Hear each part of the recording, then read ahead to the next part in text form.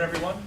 My name is Blair Dineski, and I am a technical specialist here in the Midwest covering the big data tool set for IBM. And today I'll be presenting with Elena Lowry, who's a technical specialist for our predictive tool set. And we're going to be talking to you about moving from the predictive analytics and the stuff you've been hearing about earlier today, from the data mining of historical data into how do we begin taking action on this in real time or near real time for our customers to begin actually affecting business processes with new, more advanced and predictive analytics.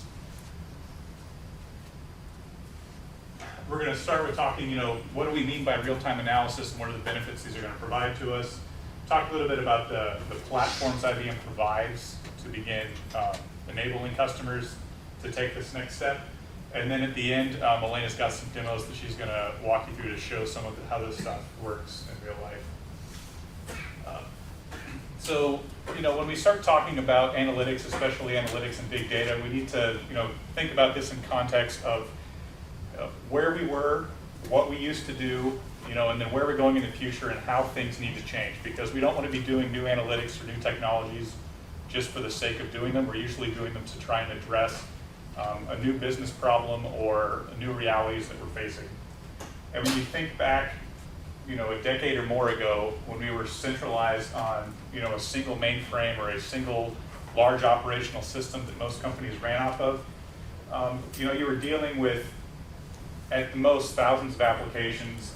And, if you were serving the entire United States, you might have a couple million users. And while that sounds like a lot, that's the amount of data that a single person or group of people are usually able to wrap their entire minds around. You could think of a lot of the most common possibilities that were going to happen.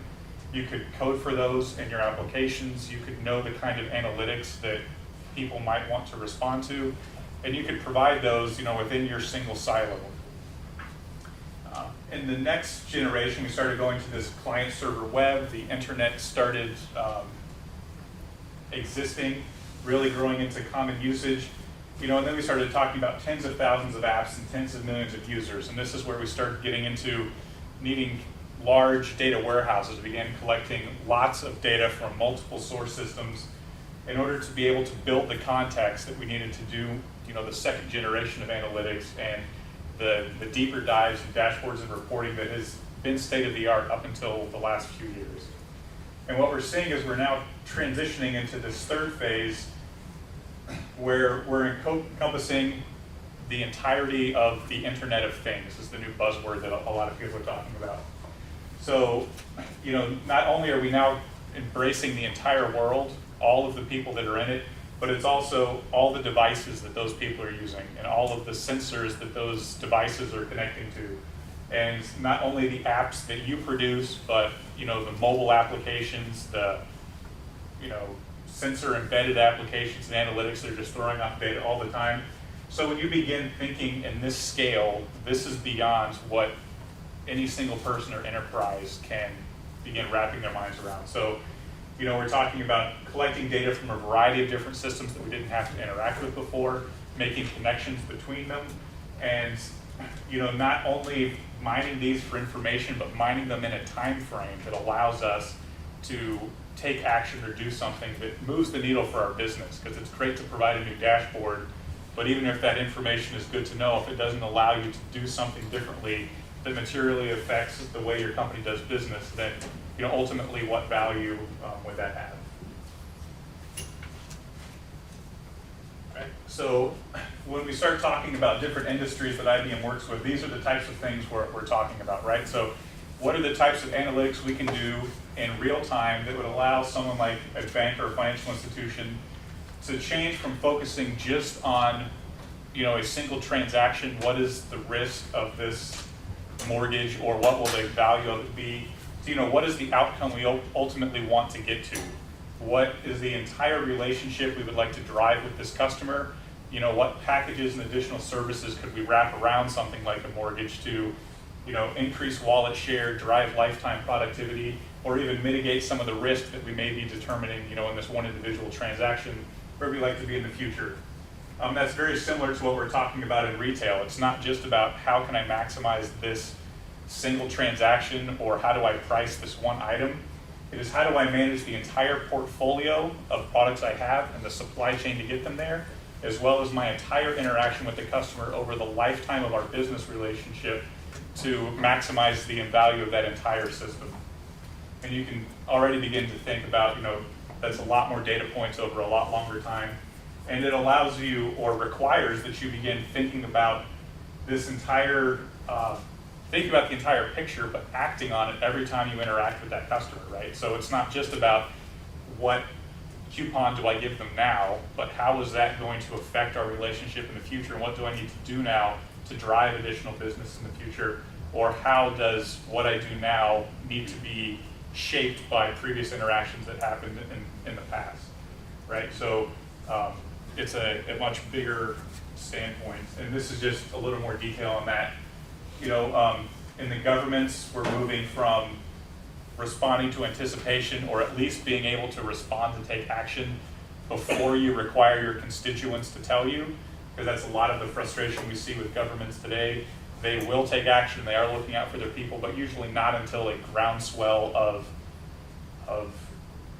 vocal users have begun telling them what they need to do, right? So how do you get on top of that, whether it's emergency disaster response or simply threat and crime detection, traffic management, things like that. We've talked some, and you've heard some presentations over today referencing the connected car, going from disconnected, discrete units to an entire network of vehicles that are not only talking to each other, but talking to the stores around them, talking to the devices the customers are using, and then also relating that back to the behaviors of the people driving them. Talked a little bit about earlier today about energy and utilities, going from just someone that pushes power to you to being able to pull power back from distributed generation, whether that be a battery in an electric car or a wind turbine or a solar panel, and also managing that relationship to make sure that not only they're able to handle those different sources, but still maintain the reliability and the trust with their customers so that they know when they flick the switch that the light's going to be there. And then finally, going down to insurance, moving from just, what are the products this customer needs to, how do we customize this to really match this one individual or this one family's lifestyle, instead of, bucketing people into silos that negatively affect customer sentiment and satisfaction. Okay. So those are the general use cases, but what we're seeing now is, traditional BI is what I was talking about initially. We could collect a large warehouse of data, we could run information on it historically, and we could find stuff like, oh, if we had priced this differently, or if we had said this to them the last time we talked to them, we probably could have made a difference, but it's after the fact now. And you're seeing this value versus time, where if we had known this data point here, that would have been a lot more valuable. The obvious corollary to this are things like stock ticks, right? It's great to know what the price of the stock is, but if you know it in enough time to make a trading decision off of it, it's a lot more valuable than if I tell you what the stock was of a company 10 years ago, right? While that still has some value, it's not as valuable as if you know it in real time. And there's a lot of examples of this. We historically talked about this in real time, right? It was about how can we do it as soon as the data's generated, or as soon as it hits your system. But what we found out is, while we talk about that, and that is a great goal to strive to, not everything today is instrumented to begin pushing data in real time, or not everybody's systems are capable of it.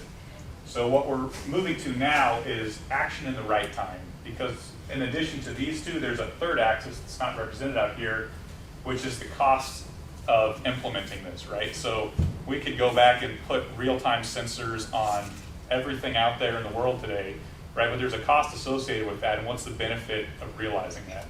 So our question is, what is the level of response time we can get to, whether it's passing through our systems or pulling data off of sensors, right? And can we get, with the connections and the data we have, can we get to a point where we can make a valuable decision, take a valuable action today that we weren't able to do previously based on the information we had, right? So conceptually, anybody have any questions on conceptually how this works? right? So the question is, how do we move from what we were doing previously to what we're doing today? Because if a lot of you are thinking about this, right, you have dashboarding tools, you may have some of these Tableau, Spotfire, Watson Analytics, exploration tools, right? But a lot of these are pulling data out of databases or out of file systems, out of static data stores that are aggregated over a long period of time.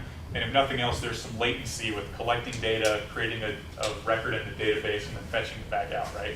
What if that time frame is too long? What tools are provided in the marketplace to allow you to begin taking these interactions without having to deal with the latency of historical data systems? It's talking about perishable data. So IBM's offering, and what I honestly believe is the industry leader in this space, is a product called InfoSphere Streams. And if some of you were in the get value from your big data presentation earlier, Dirk talked a lot about InfoSphere Streams, which was a joint development project between IBM and the US government shortly after 9/11. So this is a technology that has been in development for over a decade now. It's been productized since 2008 or 9. So it's a fairly mature product. It's been in the space for a long time. And it is built with the sole purpose of being able to react to data in flight. So as soon as something's created and enters your system, be able to take some action on it. That action could be as simple as filtering it and deciding it's not valuable and discarding it, to as complex as some of the stuff we're going to talk about today, which are running statistical models and determining, likelihood of fraud or likelihood of risk, based on all the parameters and context. And what the Streams product is a suite of three things. The first is the scale-out runtime environment. So it's an application platform that's designed to scale in a clustered environment, so you get all of the benefits of commodity hardware, clustered across a number of computers. Gives the ability to add additional horsepower by simply plugging in nodes as opposed to having to rip and replace, a large single monolithic instance. On the front end of that is an integrated development environment. For people that are developers, this is just a plug into Eclipse. Streams comes with its own language called SPL, Streams Programming Language, which is a language from the ground up designed to handle streaming data and real-time analytics, doing things like building windows of data, collecting events from a variety of different systems, and doing the analytics that we'll be talking about in the future. And then on the end are the set of analytic toolkits that are really accelerators to get you to the point of moving from just having an application platform and a language to actually creating value. So we'll talk about these toolkits a little bit in a minute, but these are pre-built snippets of code that help you connect to a variety of data sources, provide built-in analytic functions for things like geospatial analysis, text analysis, statistical mining, and things like that, that we've provided for you that help you build industry solutions without having to write everything from scratch yourself. Okay. So how exactly does Streams work, and how is Streams different than a traditional system, right? So consider each one of these different blocks a data point, right? This could be a sensor coming from a weather station. This could be a take off of a stock platform or some sort of other data source you're collecting. These could be point of sale transactions from actual interactions with customers, right? Or could this be sensor log type information coming out of the systems you have today, right? And the point is you need to ingest them all together, build a context out of everything that's happening right now, and then decide for this transaction or this customer or this event that's happening, what is the best action to take for my business at this time, right? And the way these Streams applications work is we build what we call operators, which are small function modules represented by each of these little silver spheres, right? So each one of these does something to the data as it comes in, right? So the first set here you could think of as probably functions that do things for data collection. So out of the box, we allow you to connect to relational databases, file systems, Hadoop data stores, messaging queues, real-time sensors, TCP sockets. Pretty much anything you connect to, we can ingest, and at the same time, each of these can be a different system. So it's not, this is the analytics I do for a relational system versus this is the analytics I do from a content management unstructured system, right? You can ingest all of those different systems and merge them in real time. The next set may be something as simple as, filtering and sampling the data. If you're getting tens of thousands of messages a second, maybe you can't react to all of that in real time. So you need to begin taking a subset or filtering based on geography. You can think of this as a Twitter feed. I want to cut it down to, only tweets that are talking about me or only from a specific geography. You can then begin doing more advanced things such as, transforming to aligning what is, a relational data store to an unstructured store, changing formats and data types if that's going to make a difference for your future data sources. You can be doing things like correlating, time syncing, because not all of these data sources are going to be emitting the same data at the same data rates. You need to start aligning your data points so that they make sense and you can build a time-sensitive context. And then you can do things like classification. So if you want to know, this is a positive or a negative or a good event or a bad event, do things like that.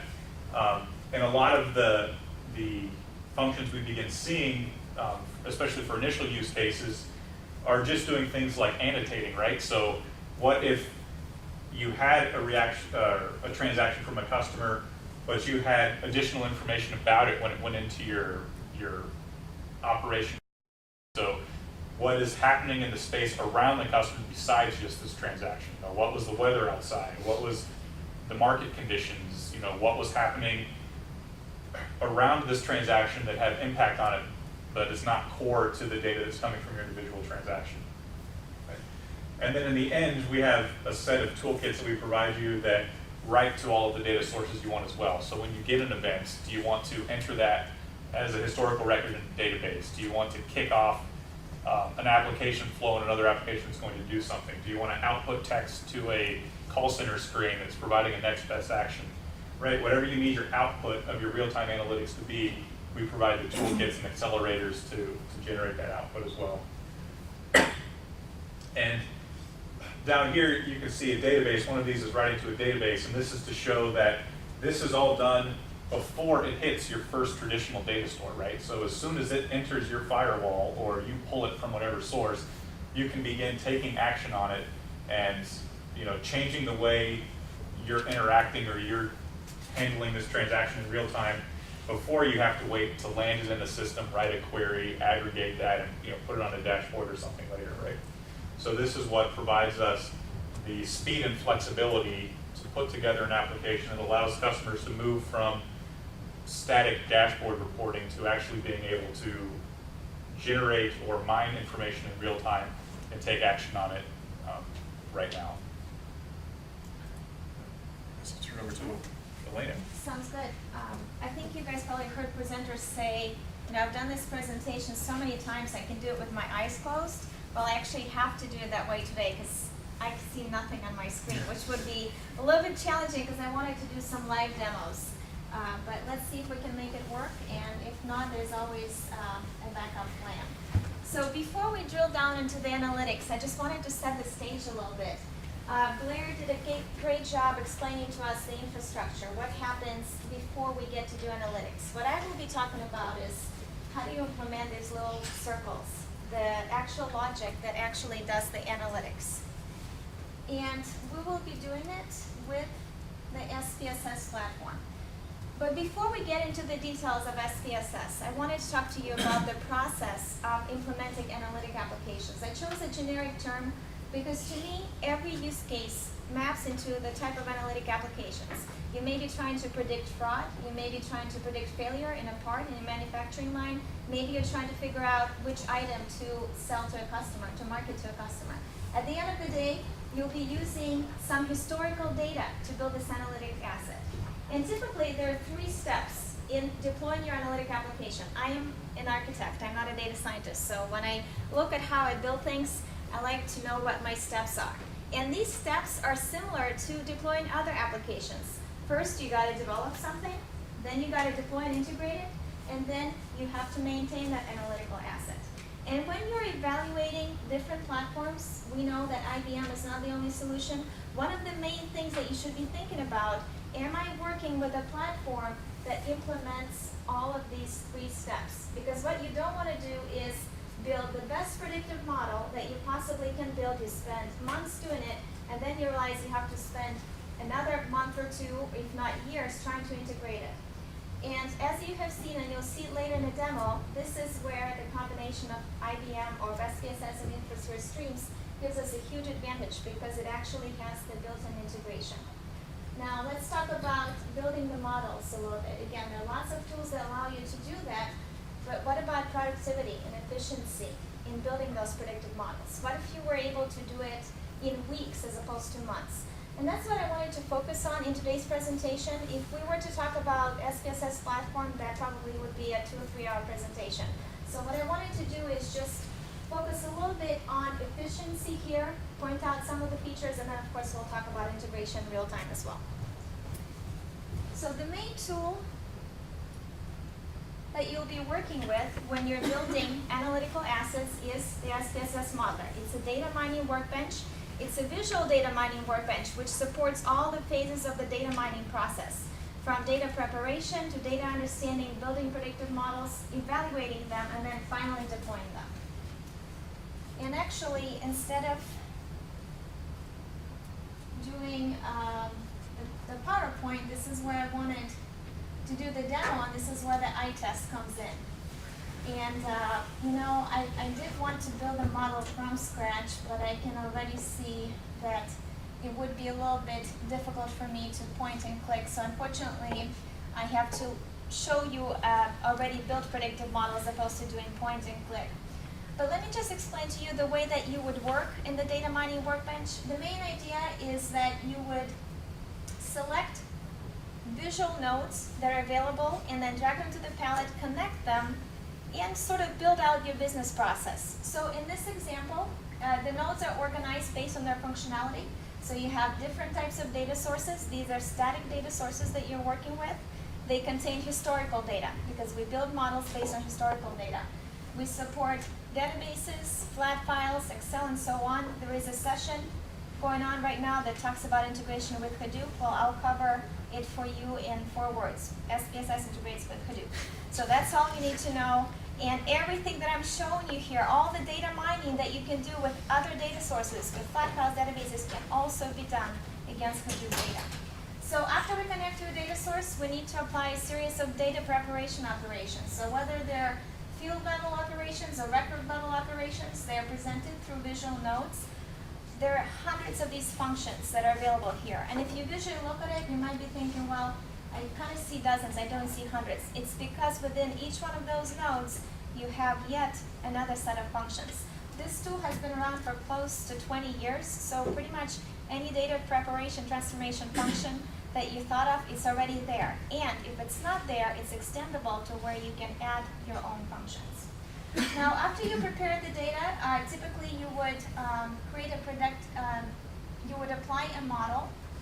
I think this is the right tab here, although it's not showing all of the models because of the resolution here, but there are about 30 algorithms that are available with the tool. These are not proprietary algorithms. They're well known in the data mining community, and if you really wanted to understand how they're implemented, you would read the algorithms guide.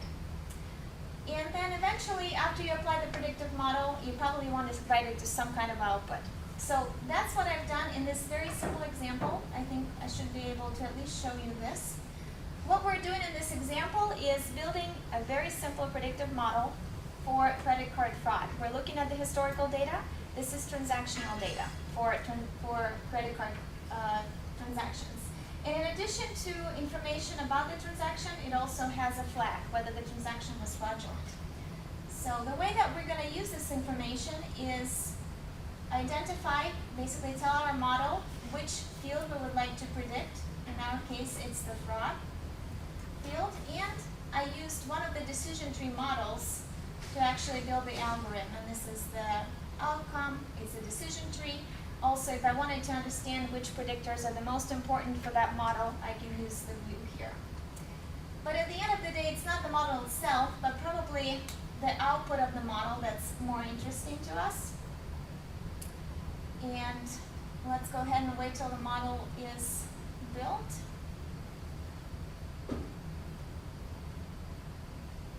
And we'll look at the results here shortly. Okay. So what the model has done is it added 2 additional fields to my source data. The first one is the prediction of whether the transaction is fraudulent, and the second one is the confidence in that prediction. We build the model based on the historical data, and of course the goal is to now take that model and apply it to operational data, the data that's been flowing in real time. The model that I have shown you here, and by the way, again, I showed you the predictive model here, the built one. This would have taken me about 2 minutes to build it. But the reality is that this is not what your actual model would look like, right? This is a very simple example with a data set that I created. In reality, a data scientist might have 100 of these nodes. And, but at the end of the day, they can encapsulate all of the business logic that's needed to solve that particular analytical problem within this one modeler stream. When we deploy this modeler stream into real time, of course, we will not be dealing with static data sources. So what will need to happen in real time is the static data sources will simply be used for the data model. So we'll know the names of the fields as well as the type of the fields that is shown here. This will all be published automatically. But at runtime, this will be replaced with data that's coming in through InfoSphere streams. Okay, any questions about building a predictive model, sort of the basics of how this would work? Okay, so before we move on into the integration, I wanted to show you a couple more features of SPSS Modeler again, because this is where you'll be spending most of your time. And I want to make sure that you understand some of the key capabilities here. In addition to processing structured data, which of course almost everybody would have in the database, SPSS Modeler supports unstructured data sources.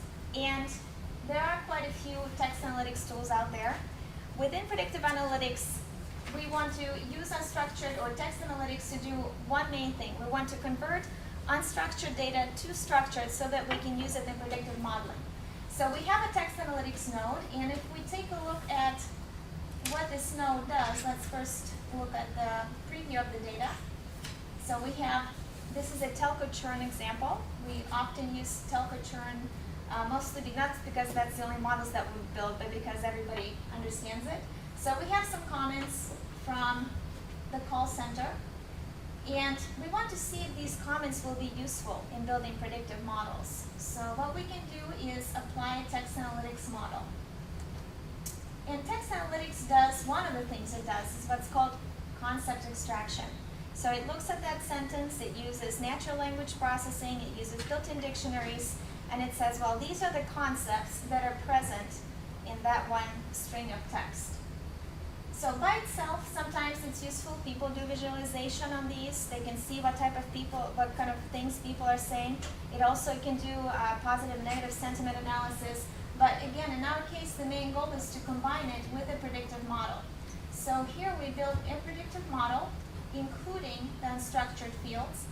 And this is the output, again, just visual output of the model. And right away we can see this model is generated in terms of rules. And we can see that anything where you see the word concept means it came from the unstructured data.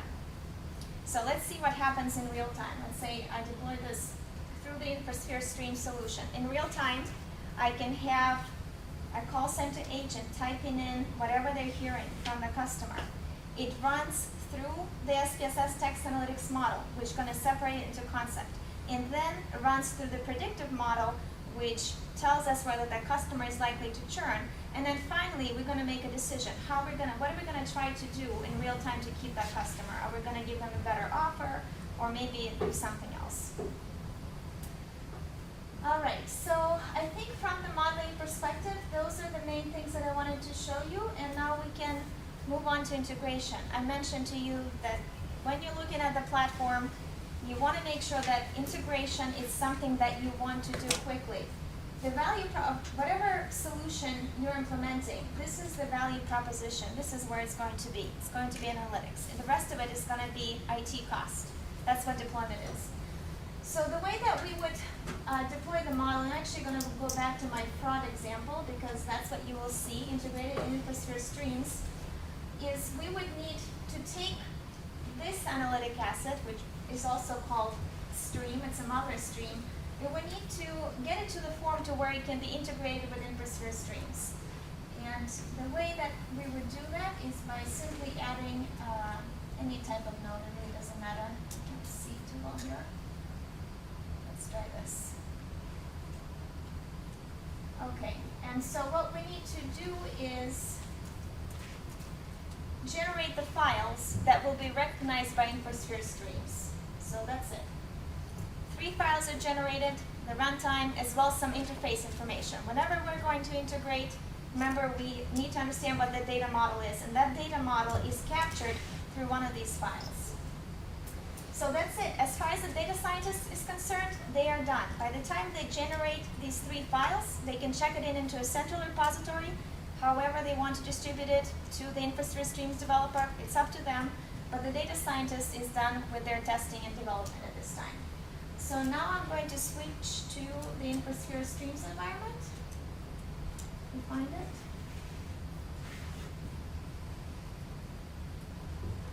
And explain how we do integration here.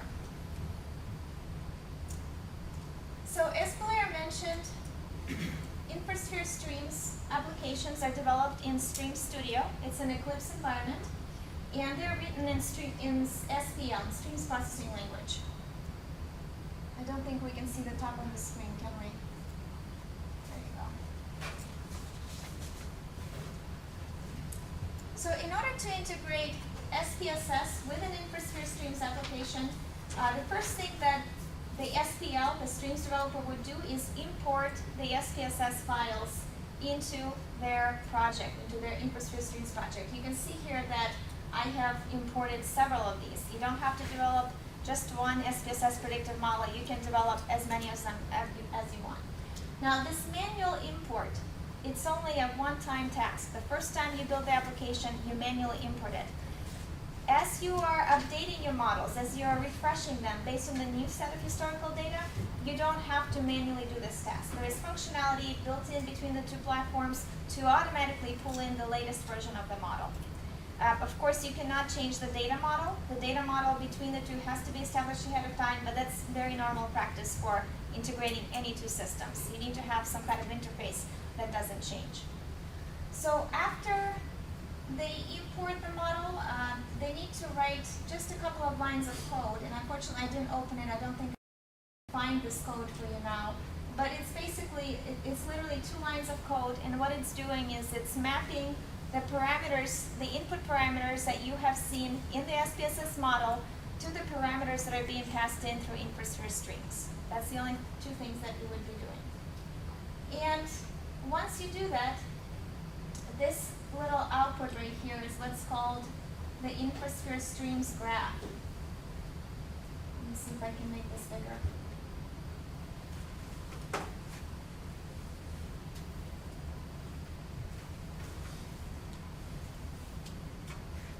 I'm not sure if I can show you guys this part. Let's see if it does this. No, it doesn't let me do that.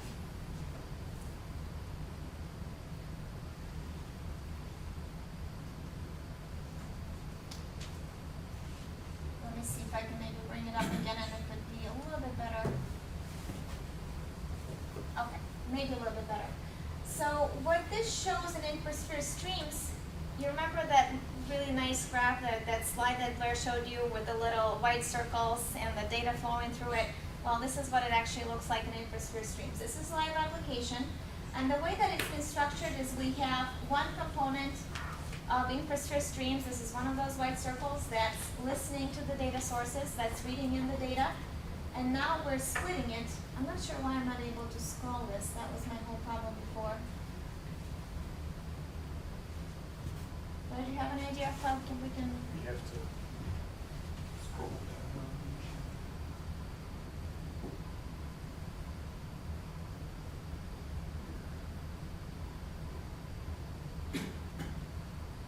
Difficult to hold the signal. Yeah, and so what's happening next is we are applying 3 SPSS models. And it's up to you of how you structure this. This is very flexible. So in our example, we're running them in parallel, but you can also run them sequentially. If you wrote a fourth model that you wanted to deploy, you can add it on the fly. You don't even have to take down the application. So that's all a part of in the InfoSphere Streams architecture, that it allows you to dynamically make those changes. And then, again, in our example, what we decided to do is show the output of SPSS analytics on a web page. That's just from the visual perspective. If we were to actually implement this solution, there are multiple things that you can do. In the credit card fraud transaction example, you probably want to send a message back to the point of sale system saying whether the transaction was approved or not. Or maybe you want to send a message to the case management system saying that you need to investigate this credit card or the transactions on it. So if we actually take a look at what the output looks like, what it's doing right now is executing we have two predictive models and one business rules application that was implemented with SPSS, and it's scoring it in real time. So I showed you the output of SPSS predictive model. It was 0 for fraudulent transaction, or 1 for fraudulent, 0 for not fraudulent. We simply replace it with some visual indicators here, and that's what the output would look like. So the integration is built into InfoSphere Streams. It's not calling out to some external server. It is running in memory as one of the InfoSphere Streams operators. All right, so that's the end of the demo. Let's just do a quick review of what we've covered so far, and then I think we'll answer questions. All right.